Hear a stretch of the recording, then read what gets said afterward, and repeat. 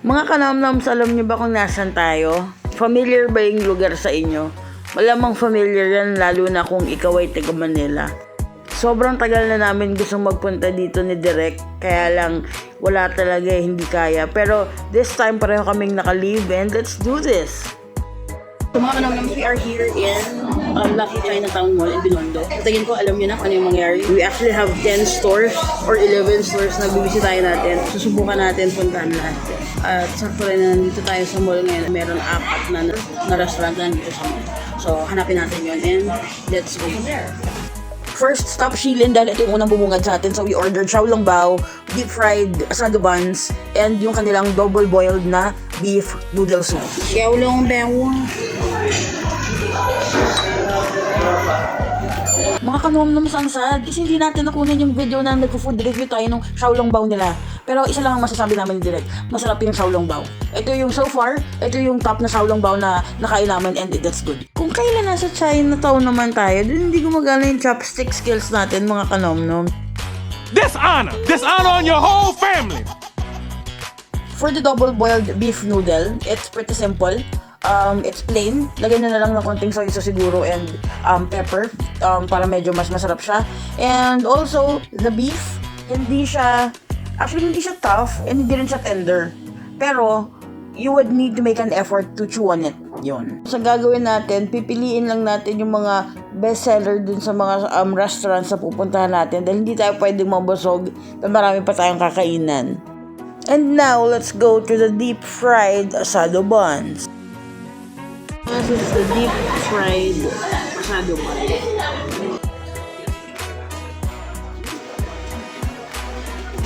Try mo na lang without the condensed.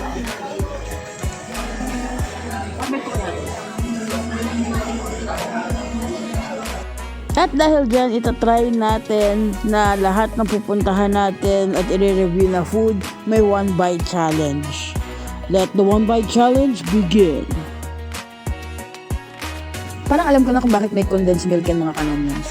Alam niyo ba yung coffee roti na pangalan ng coffee dito ng isang cafe? Meron silang coffee bun na tinatawag na parang may asado na filling sa loob yung bread tapos coated siya ng lasang coffee na sugary yung tawag dito yung glaze niya all over. So, yun yung lasa niya. Pati yung Dim Sum Palace or Dim Sum Place, if I'm not mistaken, basta yung restaurant na yun, meron din silang similar to that. Pero dito, sa Shilin, baka kaya nila sineparate yung condensed milk kasi may iba ayaw ng sweets dun sa bread nila. Pero it's good. Yes. Very much. Mga kanamnams, at the end of the video, ang gagawin na lang namin ay ibibigay na lang namin sa inyo yung top 3 na favorite namin dito sa food crawl sa Binondo. Lord's Toast. Ang tagal-tagal ko nang nakikita tong Lord's Toast na to. Actually, kahit saan medyo makikita mo siya. Pero itong egg tart daw, yung best seller nila. Kaya, since nandito na rin naman tayo sa Binondo, let's try it out. Napansin ko kagad yung crust niya, yung dough na ginamit niya dito para sa egg tart. Para siyang yung dough ng croissant. Sobrang sarap din siya. Tapos, medyo flaky siya in a good way. Kinain din namin to ng mainit-init pa, kaya it's all good. Tapos, masarap pala talaga siya. Tingnan mo, nagkalat pa ako. Sarap. Sarap.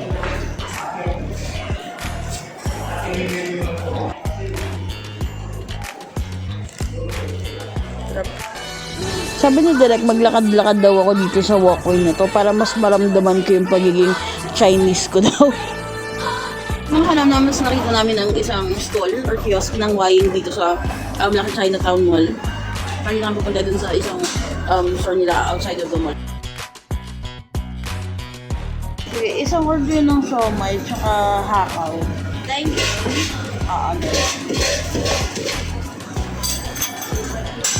Ma'am, dito na lang sa harap. 280.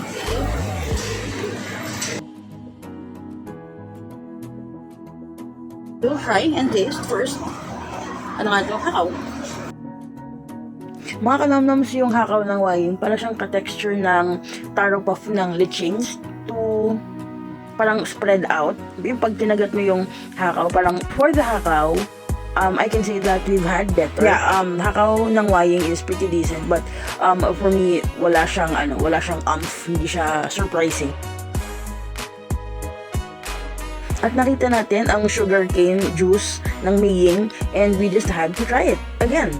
Kasi last time I was still a young puppy. At makikita natin kung paano nila i-juice yan. Alam naman natin kung paano i-juice yan. Sana lang din, sana lang talaga hindi masungit si ate.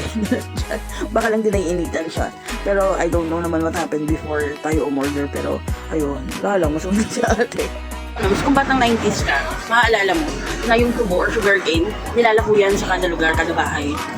Tapos, it's been a while since I've last tasted sugarcane. So, meron tayong nakita dito at bumili tayo. Dalawa yung pinili natin. Isang pure na sugarcane, isang with calamansi. This is, I don't know yet, but let's try it. Making. Okay, this is, I'm not sure yet. Let's try this.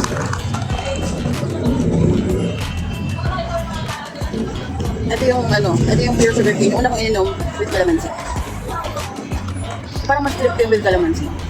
Para nagalaban yung niya. Sweetness and ito maasim. Sour. wala ang maasim. So, tikman natin ang siomay ng Waying. Sabi nila yun daw yung bestseller ng Waying. Pero, let's try. Taste.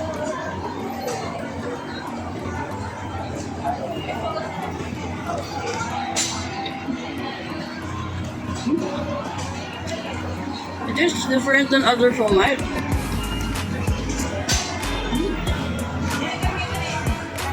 Full on meat. Ano yung minsan pag kumakalit ka ng siomai, pag take mo ng bite, nararamdaman mo yung meat, tapos may parang wala ka nang inuwi. Parang you're just eating, I don't know, yung balat ng siomai. Pero ito full on meat. Sarap. Para sa akin sa Waying, mas gusto ko yung siomai kaysa sa hakaw. I've had better, I can say. No? We've had better. Pero when it comes to siomai, for me, masarap ang Waying. And it's Waying has been in the business for so long na rin. So may mga pupuntahan pa tayo. We'll try hanggat may araw pa. Isa lang ang masasabi ko. Sobrang init.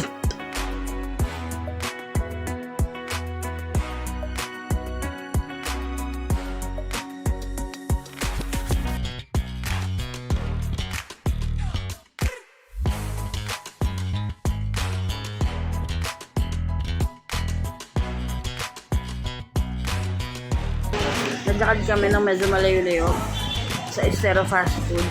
Pero wala yung frog legs. So, let's on to the next. Walang frog legs. So, the original fried siopaw, bumili tayo niyan at kakainin natin sa mall dahil sobrang init talaga.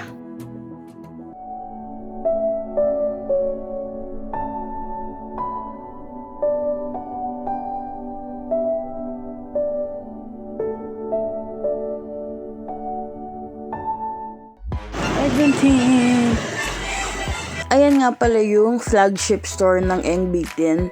Tapos meron silang pa-restaurant sa taas at meron din pa pasalubong area or pasalubong station. Bongga! Yung nasa ground floor naman andun lahat ng products nila for consumption.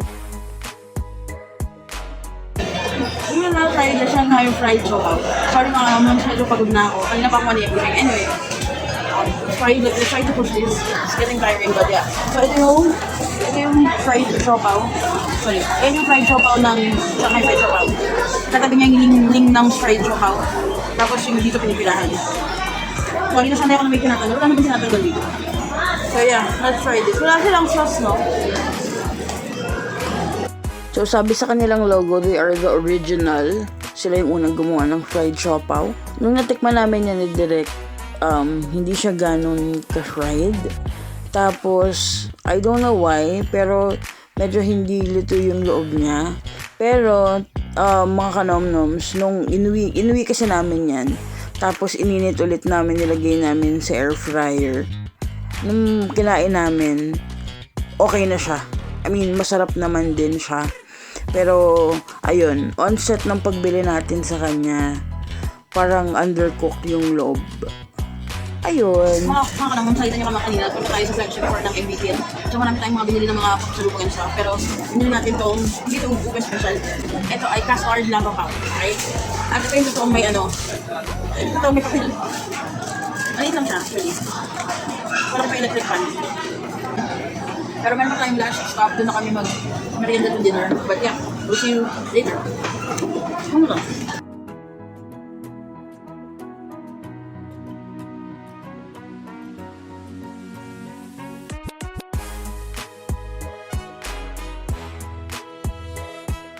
Mga kanam namin kanina pa kami nandito. Nandito pa rin kami. Dumating kami dito sa Chinatown, 11:30. Anong oras na magagabi na nandito pa rin kami. So last stop namin, Sincerity. Ano ba? Oh, Sincerity. Sobrang pagod na ako. Pagod na ako. Yan, last stop and then we're going home. I'm gonna sleep and sleep some more and then edit afterwards. So, yun. Hope you like the video. So tired. Mga kanamnams, dahil ito na yung pinakamalapit kung nasan tayo, Sincerity na lang yung last stop natin.